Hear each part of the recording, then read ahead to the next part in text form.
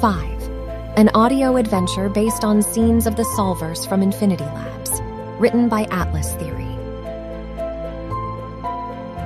Chapter 1. The day I died, I learned 2 things. The first was that death is not the end, at least, not for me. And the second is that a promise can fade as quickly as it is uttered. If I could have, I would have chosen a better end to my story. But it wasn't all bad. In fact, there are many parts I am fond of.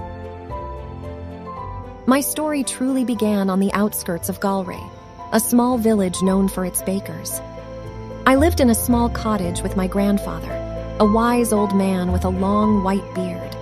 We would spend countless mornings sniffing the air, carrying the scent of freshly baked pastries.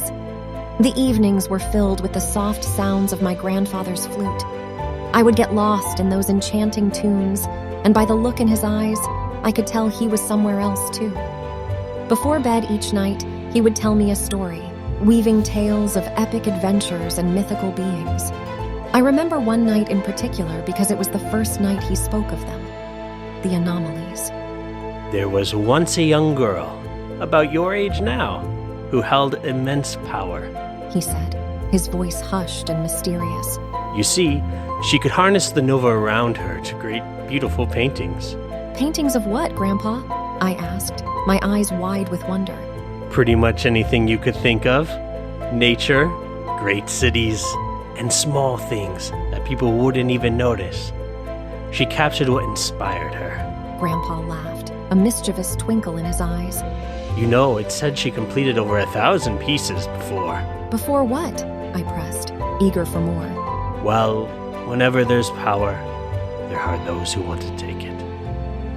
The green cloaks came for her. But that's a story for another night. It seemed to carry on like this for years. Flute and stories, magic and wonder. Until everything changed. He became uneasy, paranoid. He would flinch if I suddenly came into the room when he wasn't expecting me. I would catch him in those moments, flickering through papers and books, searching for something that he couldn't find. I should have known then. I should have known. The stories he would tell me started to change. They became darker, almost as if he was warning me of an impending doom. He read the accountings of beings made from nova, the fabric of reality. He spoke of worlds destroyed and love lost. It was in the latter that I saw that look in his eyes again. I always wondered where he went in those moments.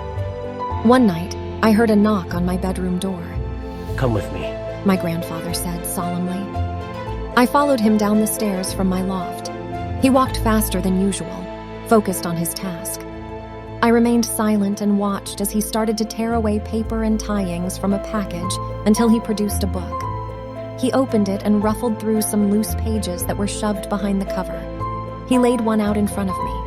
It had the words missing, with a sketch of a young girl. I could tell it was me from my mother's lace in my hair. Do you remember this? He asked me. I shook my head no. He laid out another missing poster in front of me. And this one? I shook my head once more. He started to lay out one after another, each poster having the words missing, or have you seen her? Grandpa, what are these? I asked. These were your youth, Sigrid. You see, you would disappear for days or weeks at a time when you were young. It really did a number on your poor mom and dad. No one could explain why or how you would do it, but after every disappearance you'd come back, happy, healthy, as if nothing had ever happened. But no one knew what you were. And you do? I asked. He looked at me as if he had been waiting his whole life for that question. Of course I do, he said with a smile. It seemed as if he wanted me to ask him, but I couldn't. I was frozen in anticipation. You are a bleed. I don't know what he was expecting from me. Perhaps a look of realization or understanding, but I stood there, confused. He motioned for me to sit down. A bleed is what we call someone who could seamlessly fade between timelines. Now, there was a word I understood. I remember my family telling me stories about the timelines, multiple planes of existence. But can't many travel between timelines? I asked. Yes, but it takes an immense knowledge of Nova. But you you can do it effortlessly. We've ever only known a few who could do this. They are anomalies. Only one being born within a single timeline, and you were born here in 5. I sat there in shock. I wasn't fully able to process what I was hearing. Everything started to swirl in my mind. I was an anomaly? No, they were beings from my grandfather's stories, not reality. The room turned a sickly green. I remember thinking that it must have been because of my confusion, but then my body was flung across the room. I struck the stone wall and fell to the floor, paralyzed by some unknown magic.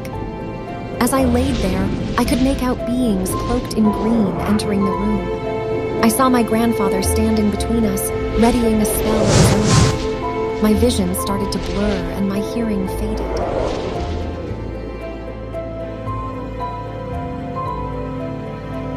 The day my grandfather died, I learned 2 things. The first was that I was an anomaly and destined for something great. The second was that I was not alone. For the last thing I saw before I blacked out was a man in a red cloak defending me from the invaders. He whispered a promise to me: "We will always protect you." And the world went black.